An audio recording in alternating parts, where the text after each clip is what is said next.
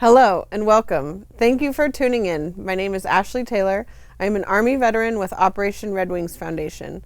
And joining me today are... Sherry DeWatta. I'm a U.S. Navy veteran and I'm with Red Feather Ranch. Welcome, Sherry. Hello, I am Ashley Thompson and I am an Army veteran. Welcome, Ashley. Great name, by the way. Hi, I'm Maysel Villanueva. I'm a Marine veteran and I'm with Washington County Solid Waste and Recycling. Welcome, Maysel. Thank you. Hi, I'm Beach Pace. I'm a U.S. Army veteran. I'm also the CEO of Big Brothers Big Sisters here in Portland, Oregon, and I'm a Hillsborough City Councilor. Welcome, Beach. Thank you. Thank you all so much for being here with me today. We're going to have a deep, meaningful, and truthful conversation about the complexity of being a woman in the armed forces. So, some context. Hello, I'm Vicki Horn, Washington County Veteran Services Supervisor. I am a veteran. I served in the United States Marine Corps from August of 1989 to August of 1994. My dad had been a Marine, and I never even considered the other branches. I am proud of my service, but it is complicated. Prior to working in the Veterans Unit at Disability, Aging, and Veteran Services, I never talked about my service. Many of my friends have no idea I served. When prepping for this show, I thought about this a lot. Why don't I proclaim my service with pride? Why does it sometimes make me uncomfortable to acknowledge my service in a room full of veterans? I worked with some great Marines, and I also worked with a few that did not consider me a Marine. The physical fitness test, or PFT, was often pointed to as justification for this belief. The test is based on what a typical or average physically fit male or female can do. Some physiological differences mandate different measures, but this was not explained. Leadership ignored those that said female Marines were less than because of the PFT, and their silence spoke volumes. This is just one example of how my service was set aside by male service members. In boot camp, male drill instructors would about face their platoons as we walked by, stating we were not worth looking at. When leadership allows this type of judgment and disregard, it grows within the institution. My hesitancy may come from that judgment, or it may come from the multiple experiences where my husband is assumed to be the veteran when I ask for a veteran's discount, or the time I was at a veterans event and a lady asked if I was a veteran, and when I responded, told me, "You don't walk like a Marine." It may also come from my anger at having to justify my service. I learned a lot from my service. The importance of a shared mission, the importance of integrity and doing a job well, how every job is important to a mission. I learned I had strength, both physically and emotionally, that I did not know I had. I would do it all again, but it is complicated. Okay, Sherry, first question is for you. What are some of the complexities as a woman, as an immigrant who served in the Navy? Mm-hmm. So I came to this country when I was 2 for the same reason a lot of immigrants do, their version of the American dream. And then I joined the Navy because that was also a pathway to the American dream. And we didn't have money for me to go to college, even though I got accepted to the university of my choice.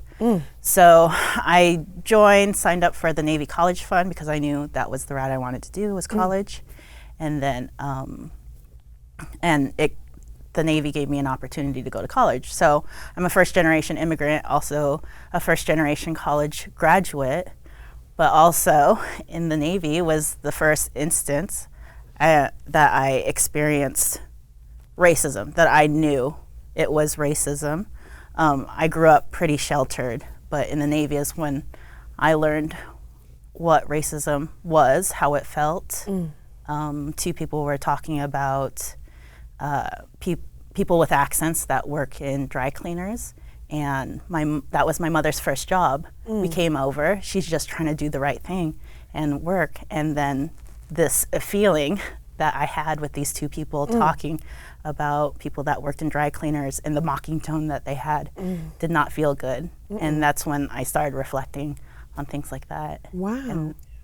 And then also while you're in the Navy, while I'm in the serving Navy, your country, And then also being a woman and trying to navigate the world, like you're part of the team, but you're not part of the team, and trying to navigate that. And then also coming in as a baby, essentially, my brain's still developing, but trying to take on these complex issues. We have 20-year-olds operating nuclear reactors, but we're expected to act a certain way without personal development. There'll be a certain quality of professional development, but no guiding hands to. As we're still developing. Right, exactly. Yeah. Wow. And Maisel, you earned your citizenship right before joining the Marine Corps. Tell us about that. Yes, I did. So I came from the Philippines when I was 5. And when we came, we put in our citizenship paperwork.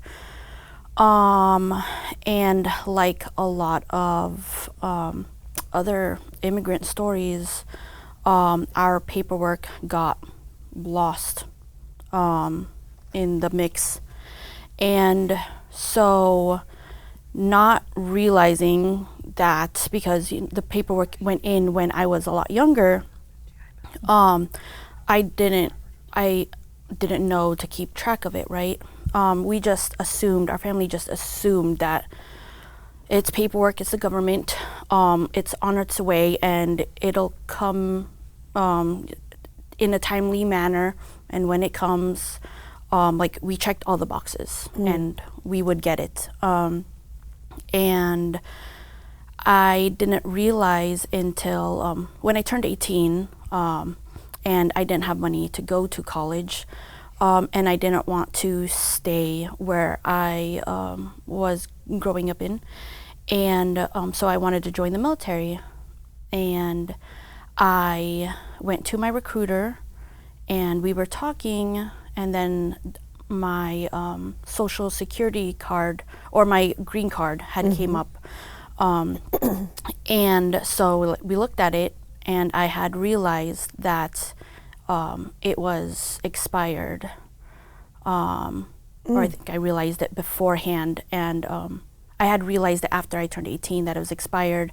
And then, but I realized that I couldn't join, 1, because it was expired, and 2, I had technically became an undocumented immigrant.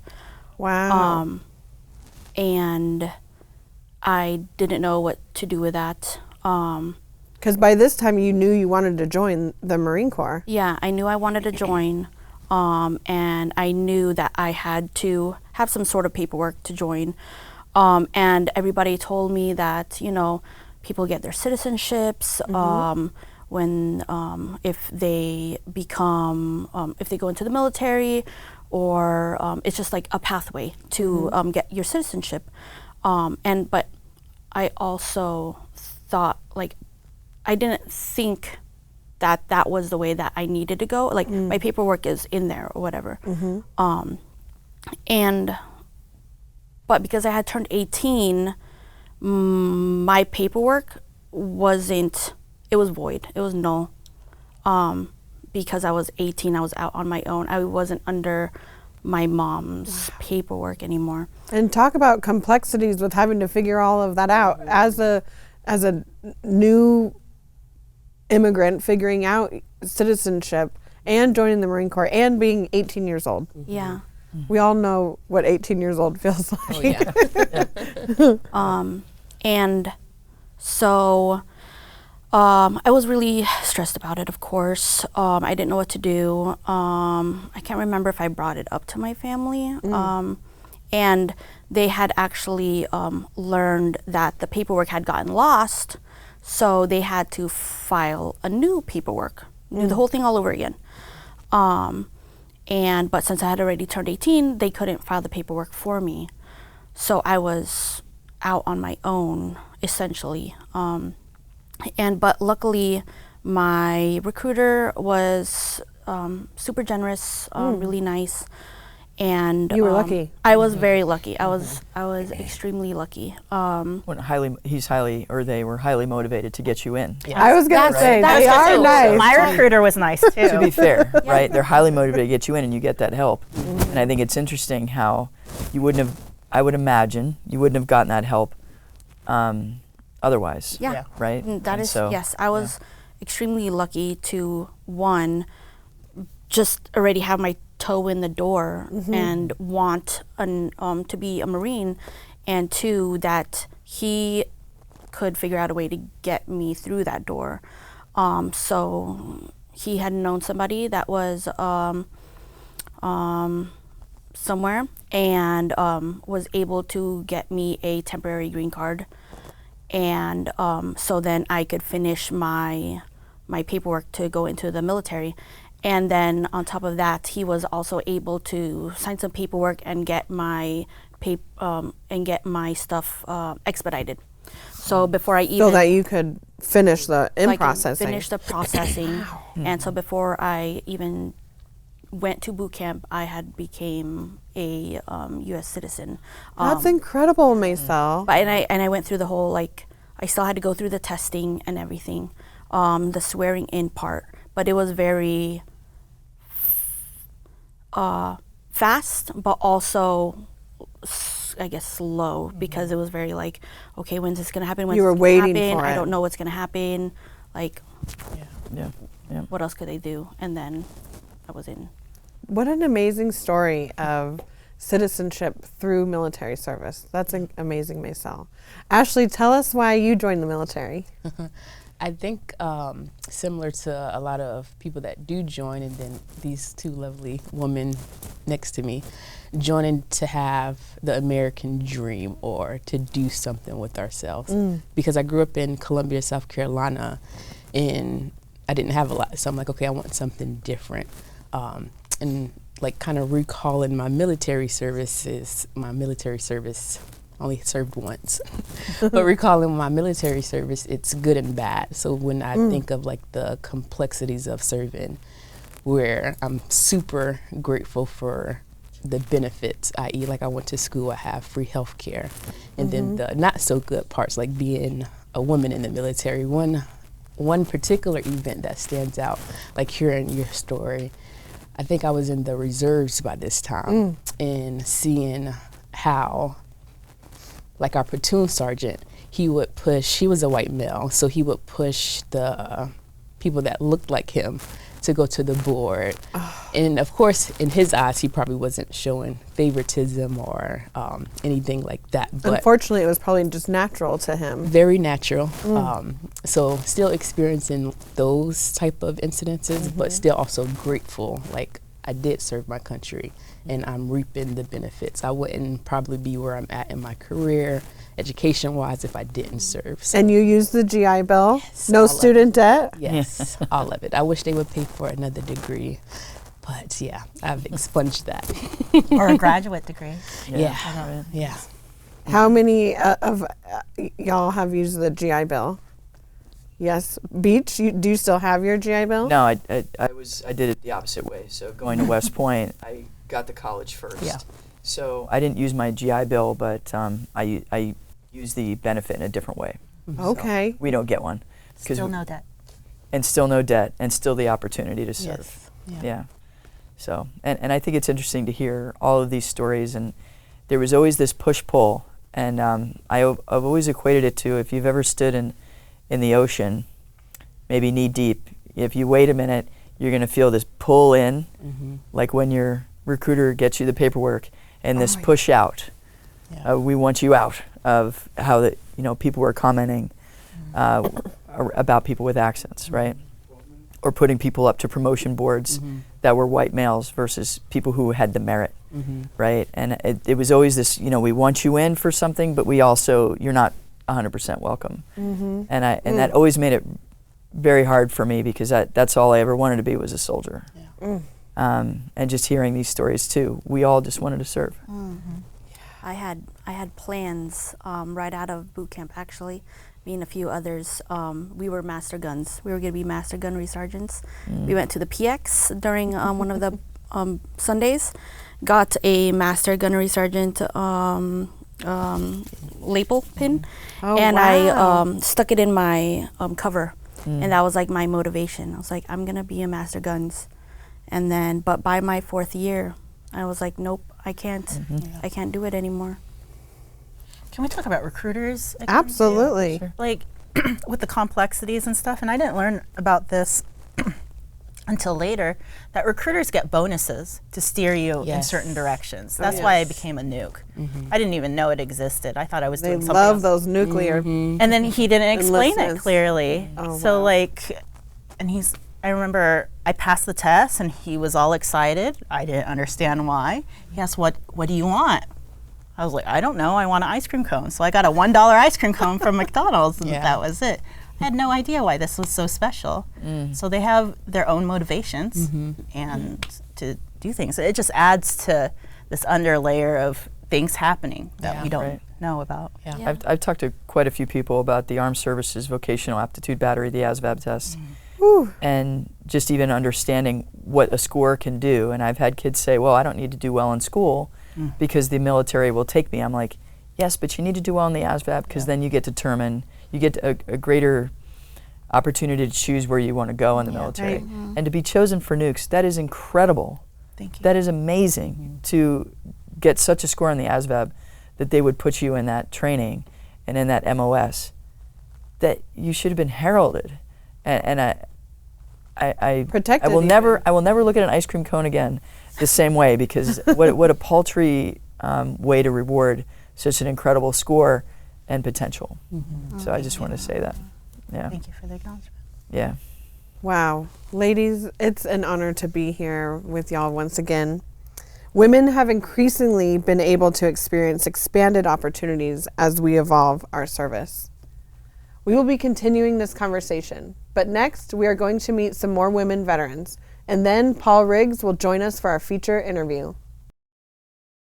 Just being together with people from all walks of life, all economic backgrounds, rural, urban, and being focused on what we were there to do, that we could make that happen despite all those differences. One thing I learned is about leadership.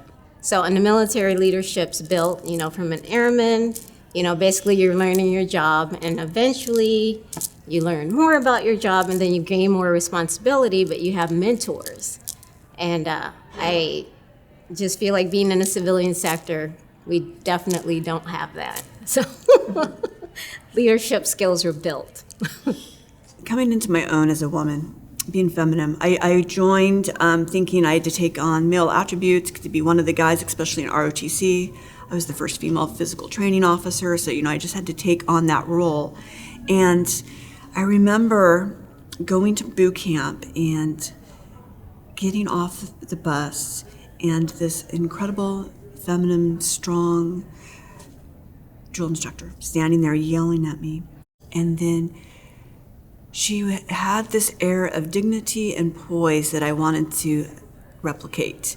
And I watched how all the other male drill instructors just really admired her, and she had a really good reputation. So I carried that back to college, and then I kind of became my own person through college. And then when I got commissioned, same thing. There's not a lot of females in the military. There's not a lot of women serving, especially in the Marine Corps.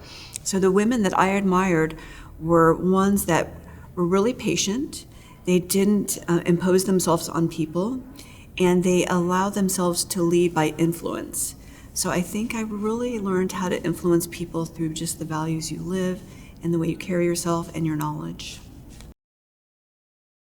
Well, I was fortunate to join as enlisted, and I served as a yeoman my first 7 years, but then I was selected for the enlisted commissioning program, and so got to go to college while serving on active duty, and then served as a supply corps officer.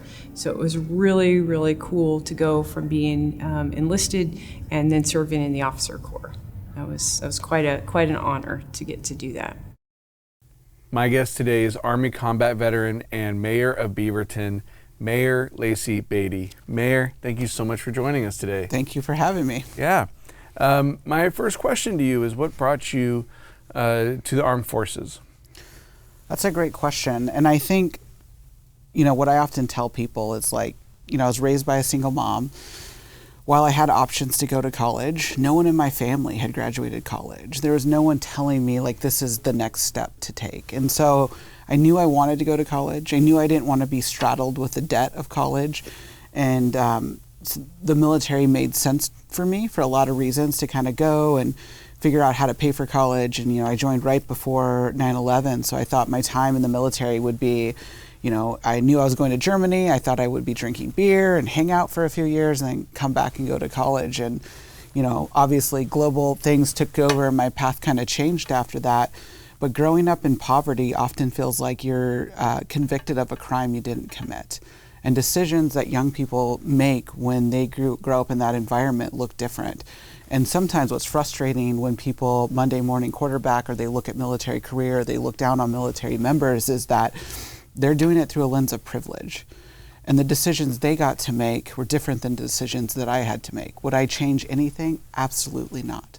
The military gave me everything wonderful in my life. My spouse, our ability to buy a home, college, graduate school. And what I remind people too is that I had a very normal military career that led to an extraordinary life. You deployed to Iraq, and you were early on, so you were in Kuwait and we're driving into Iraq. Yeah. Is that correct? Yeah, I'm that Army old that we drove from Kuwait to Iraq, and there's not a lot of units that had to do that, but we didn't fall into units that were already had been there for a long time. And so it was still the way people went. You flew into Kuwait, you'd spend some time, and then you literally drove over the berm and into Iraq, and everything changes on that first initial drive over the berm. What's surprising about military culture that you learned there in Iraq? Well, I think one of the things that you grow up in military culture is everyone knows an uncle or a mailman or somebody that served. And everyone, I find it ironic as a woman, as a mom, I get a lot of unintentional advice. Like people want to tell me things all the time. And one of the things I always heard about military culture was never to say yes. That you'd end up doing something incredibly ridiculous like scrubbing a bathroom with a toothbrush or cutting grass with scissors. And while there was a fair amount of that, that was generally out of punishment. But when people would come around, it wasn't quite often they'd ask and surprise you with a crappy assignment. And I do remember sitting in the Kuwait tent and our first sergeant coming in asking who could drive a stick shift. And looking around, no one was volunteering. I was like, well, I can. And it ended up being one of the best assignments of the whole year. I drove a bus full of dignitaries around Kuwait, got to eat at all the great restaurants when everyone else was eating in the chow hall, laying in the tent, sweating to death. I got to have a Starbucks, thinking about you go so long without that kind of stuff, that the Starbucks was something really awesome, and eating fresh fruit and having fresh cut fruit. It was like a really rad assignment that I actually kind of took that forward in a lot of my military career. I always volunteered for things. I don't like to be the person that's sitting around idle. And if there's the next adventure waiting for me, I want the option to do that. I want the option to be the very best at the job that I have, no matter what your rank is or what your title is or where you're situated. I think about that a lot as the mayor too. And it's really evolved my leadership style as I always remind staff and people working with me and around me, it's like, let's get to yes. Because so much of our culture, not just the military, but is to always start with no. And I think when we start with that, I'm ready to serve, I'm willing to say yes, really awesome things can happen. What things did you take with you from the military as you transitioned, and then also not just into civilian life, but into public service? Well, I think what no one tells you about leaving the military is how lonely it is. To go from a culture of everyone in it for the same thing. And sometimes it's lamenting, people complaining, it catches fire, everyone's personality kind of starts to come to some place. But you go from being around people all the time that have a mission and are in it for a reason usually greater than themselves. And when you're in the military, you always think the grass is greener. And once I get out, once I become a civilian, my life is going to start. What you don't know about that time is that is some of the best time. It's team, it's camaraderie, it's accomplishing big things together. And when I left the military and we decided to make Oregon our home, my husband was still serving in the National Guard. And so he had a community built in. We moved here, we didn't know anyone. He's from Central Oregon. And it was such a shock to me to not be surrounded by people all the time, and particularly being a military family in an area where there's no active duty. No one around you is living the same thing that you're living. So I remember talking to a mentor and kind of, did I make the right decision? Where am I at? Like, what's next for me? And she told me, just because you're done serving doesn't mean you need to be done. Figure out a way to give back and figure out a way to take this energy and talent forward. And just like within a week, I was out at the mailbox and saw a post-it from the City of Beaverton that said they were looking for board and commission members. And they had all these boards and commissions listed. There was one that caught my eye. It was the Vision Advisory Committee. And I remember thinking, well, I have great vision. This should be something I should do. And I applied for the board, and they were setting a community vision for 20 years. They were going out, soliciting feedback, asking people what they thought. We asked like 7,900 people that year what they think Beaverton should look like. And it was through that process that I started to see a pattern, that no elected official looked like me. Everyone was a lot older. They were making decisions based on assumptions. And there was just something inside of me that said, like, why not you? And so I ran. I beat an incumbent. I was the youngest city councilor ever elected in Beaverton's history. And most importantly, as our country is coming out of a recession, that is coming out of a global pandemic, we're investing all of this money like never, the Inflation Reduction Act, ARPA money coming in. We need to make sure that veterans are able to share in the prosperity of this next generation of Americans. And so that's what I spent a lot of my time doing, not just being the mayor. And of course, I'm a veteran, and I say that really proudly now, but there was a time where I kind of hid from that narrative because of what people thought about the veteran community. But now I know, just for everyone else that serves, I have to stand up and say, well, what about us too? Mayor Beaty, thank you very much. Yeah. Thank you for your time today, and thank you for your service. Thank you. Thank you, Mayor Beaty and Paul. So Maisel, we were talking over the break. We were continuing on talking about your story when you joined the Marine Corps. Tell us about your recruiter. Yeah, so I was mentioning how my dad, when he found out that I wanted to become a Marine, he insisted to come with me to the recruiter's office. And I was like, oh my God, my dad's coming along, whatever. And, but he came, he sat down with me and my recruiter, and he straight up told the recruiter, like, hey, don't bullshit my daughter. Yeah. I know how recruiters are. Like, don't take advantage of her. Don't lie to her. Just tell her how it is. And I don't know if he didn't come, if I would have had the same outcome of the choices I was able to make, or the route I was given for my MOS or whatever. So he knew the wordage of an open contract versus something very much more discreet. And I'm really grateful that I had person. Oh, and I forgot to mention that he's also a Marine, so that's the reason why he knew that recruiters are apt to bullshit, especially women. I'm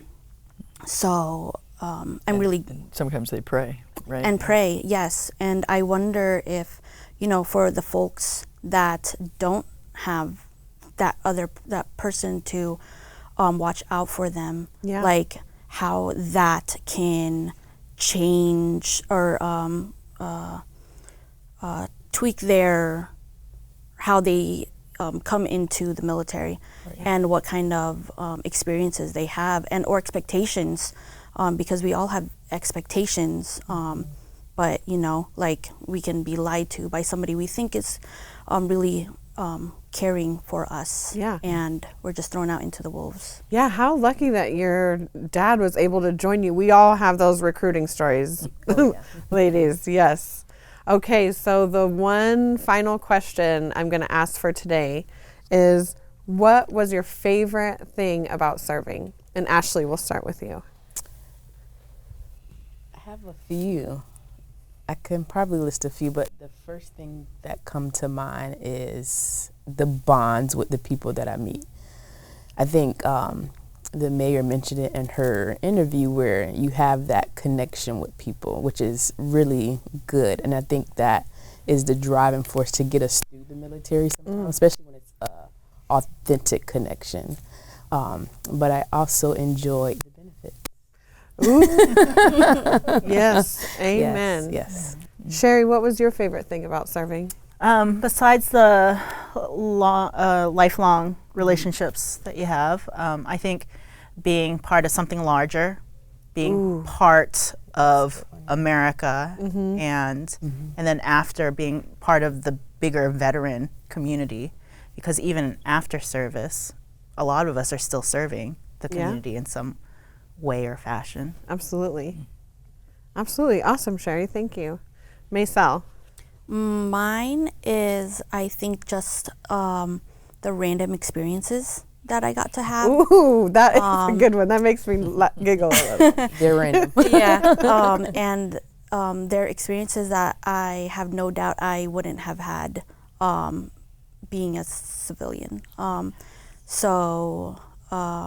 Yeah, it was, I really had a great time in the Marine Corps. Nothing like it. Nothing like it, right? Yeah. And Beach, will end with you. Yeah, sure. I like what's been said so far, the camaraderie, the community, the random interesting experiences, and I would say the leadership opportunity, where you're put in situations, some of them random, unexpected, where you get to figure out a problem and solve it with a team, which is really exciting. And the first time you do it, you get hooked. I got hooked. And then knowing that that was in service to my country, that made all the difference. So I would say everything that's been said, the camaraderie, the community, the random opportunities, the leadership, all together made it 100% worth it. I would absolutely serve again. Yes, indeed. Awesome. Man, ladies, it has been an honor to share this stage with you. Thank you all for joining us today in celebrating the 75th anniversary of women being allowed and recognized to serve in the armed forces.